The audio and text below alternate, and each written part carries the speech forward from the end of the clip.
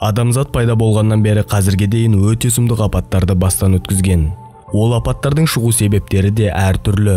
Біреулері табиғаттың салдарынан туындаған сұмдық апаттар болса, енді біреулері адамдардың іс-әрекеті мен соғыстың кесірінен туындаған апаттар. Әдетте осындай орасан зор апаттардан кейін тек өлім, сұмдық зардап пен қорқынышты түс қана қалады. Бірақ кейде осы зардаптар адамдарға қымбат сабақты бола алады. Бастан өткізген қиыншылықтардың салдарын көрген адамдар қауіпсіздікті сақтап, табиғи құбылыстардан қорғануды үйренді. Бүгінгі видеода адамзат тарихында орын алған ең сұмдық апаттардың бірнеше түрімен танысатын боламыз. Ал бұл апаттардың туындау себебі әртүрлі, бірақ нәтижесі бір: өлім.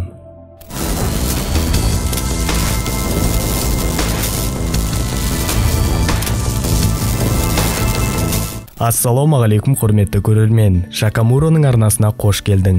Бүгінгі тақырыбын ұнаған болса, арнаға жазылып löпіл басуды ұмытпайық. Және қолдау ретінде астыға өз пікіріңізді қалдырыңыз. Менің бейне жазбаларымды қарап, үнемі қолдау көрсеткеніңіз үшін сізге үлкен алғыс айтамын. Ақмақтықтың салдарынан туындаған апат. Бұл елестетуге болатын ең ерекше және сонымен бірге ең ақмақ апат болуы мүмкін. Бұл апат өткен ғасырдың ортасында Қытайда орын алды. Оның салдарынан шамамен 10 миллионнан 30 миллионға дейінгі адам қаза тапқан. Бұл апат жайлы алдыңғы видеода толық айтып кеткен болатынмын. Бірақ соған қарамастан осы бейне жазбаға қоспаған ұят болады деп шештім. Бұл дәнді дақылдардың жауымен күрестен туындаған апат. Нақтырақ айтсақ, еге құйрық, шыбын, маса және торғайлармен соғыс. Басқасы мейлі, бірақ торғайларды жою көптеген адамдардың өліміне алып келді. Ашаршылықты азайтқысы келген өкімет жылына 35 миллион адамды бағуға жететін дәнді дақылдарды жейтін торғайларды жойсақ, мәселе шешіледі деп ойлады. Нәтижесінде торғайларды жою жарғысы қабылданды. Торғайлар әуеде 15 минуттан аса уақыт ұша алмағандықтан, қытайлықтар айқайлап, улап-шулап, оларды дем алуға қондырмады. Салдарынан шаршаған торғайлар жерге жаңбырша жауды. 3 күн ішінде жауыз қытайлықтар миллионға жуық торғайды жойып жіберді.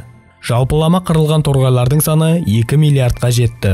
Келесі жылы дәнді дақылдар расымен де көп болды. Бірақ соңында торғайлар жоқ болғандықтан құрттар мен шегірткелер саны артты. Осы жәндіктер елдегі барлық егінді жойып жіберді. Салдарынан Қытайда ашаршылық басталып, миллиондаған адам қырылды. Ең қорқынышты жанартау атқылауы. Көпшілігіңіз адамзат тарихындағы ең сұмдық жанартау атқылауы жайында естігенде шығарсыздар. Ол біздің заманымызға дейінгі 79 жылы бір сәтте 2 алып қаланы толығымен жойып жіберген. Везувий жанартауының атқылауы өзінің түбінде орналасқан Помпей, Геркуланум және Стабе қалаларын тұрғындарымен қоса тірідей түтін астында көмді. Еш нәрседен күмәнданбаған қала тұрғындары үшін жанартау атқылауы ақыр заманның туындағанымен тең болды. 22 сағат бойы әуеге 15-тен 25 шақырымға дейін жететін лава мен күл атқылады. Осы әуеге атқылаған газ бен лаваның температурасы шамамен 700 градусқа дейін жетті. Ыстық күйінше лавалы тастар қала мен оның тұрғындарына аспаннан жаңбырша жауды. Оның жарылыс күшін Хиросимадағы жарылған ядролық бомбамен салыстыруға болады. Итальяндық археологтардың зерттеуі бойынша, ыстық лава мен күл қалаға құлаған кезде айнала лезде ысып, кейбір адамдардың басы сол сәтте жарылып кеткен.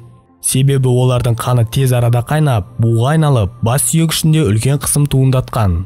Тағы бір ғалымдардың айтуынша, Помпей қаласы 20 минут ішінде түбегейлі жойылған. Ал жанартаудың атқылау салдарынан туындаған шаң-тозаң бүкіл жер шарын қоршаған. Жоғарыда айтылған барлық қала 20 метрге дейін жететін лаваның астында көмілген. Апаттан мерт болған адамдар санын нақты айту қиын. Бірақ аз дегенде бірнеше мың адам үшін өз үйлері қабірге айналған. Ең жойқын дауыл. Ең алып қирату алып келген апаттардың тағы біреуіне 2005 жылы ақш-та туындаған Катрина дауылын жатқызсақ болады. Сонымен қатар ол қаражатқа тарихтағы ең ауыр соққы жасаған дауыл болып саналады. Бәрінен қатты Жаңа Орлеан қаласы зардап шекті. Ол қаланың 80% су астына кетті. Қалада эвакуация жарияланғанына қарамастан, адамдардың көп бөлігі оны тастап шығуға үлгермеді. Шошынған адамдардың кесірінен жолдарда үлкен кептелістер туындады. Қоғамдық көліктер жұмысын жасамады. Сондықтан көлігі жоқ адамдар шарасыз қалды.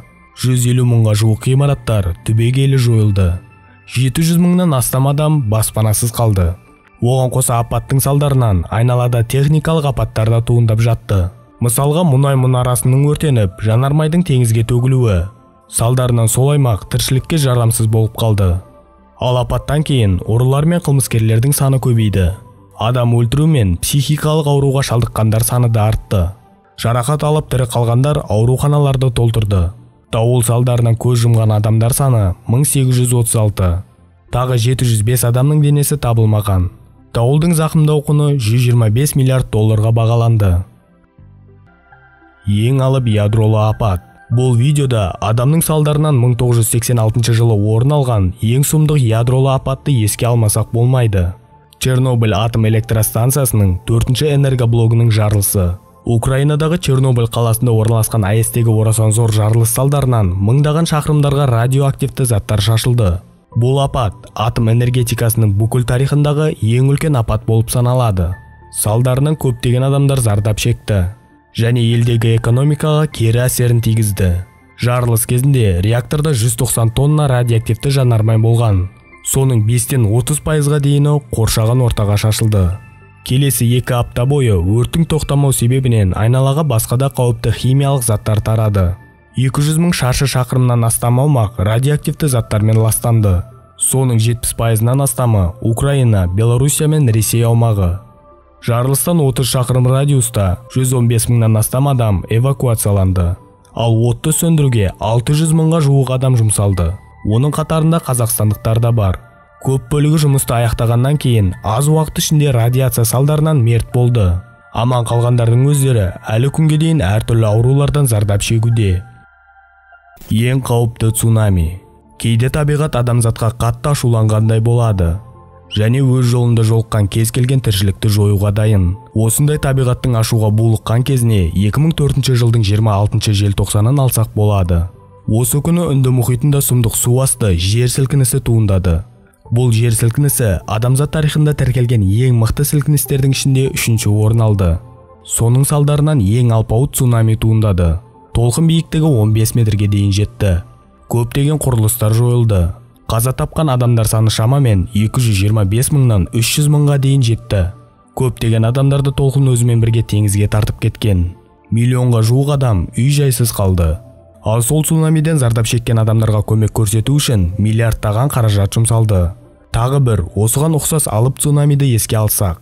Бұл мега цунами 1958 жылы Литуя шығанағында орын алды. Ол жерде үлкен көшкін туындаған. Мұз бен лайлы суарылас көшкін 1 шақырым биіктіктен қалаға төгілген. Көшкіннің салдарынан туындаған толқын 500 метрге жетті.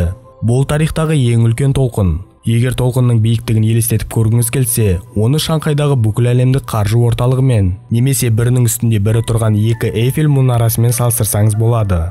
Абырой болғанда ол жерде көп адам мекендемеген. Әйтпесе бұл толқын әлемдегі ең үлкен қаланы да жұтып қоя алатындай алып болған. Тоқ етерін айтатын болсақ, адамзат тарихында көптеген қайғылы апаттар болған.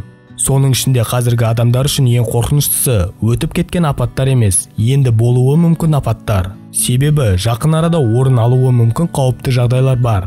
Олардың зардабы осы видеодағы айтылған зардаптардан 1000 есе қауіпті болуы мүмкін. Осы қауіпті жағдайлар жайлы білгіңіз келсе, астыға пікір қалдырыңыз. Егер қаласаңыз, адамзат қалай жойылуы мүмкін деген тақырыпта бейне жазба шығарамын. Ал сол ақпаратты жіберіп алмас үшін арнаға жазылып қойыңыз. Сіздермен бірге болған Шака Муро. Келесі қызықты бейне жазбада жолыққанша қош сау болыңыздар.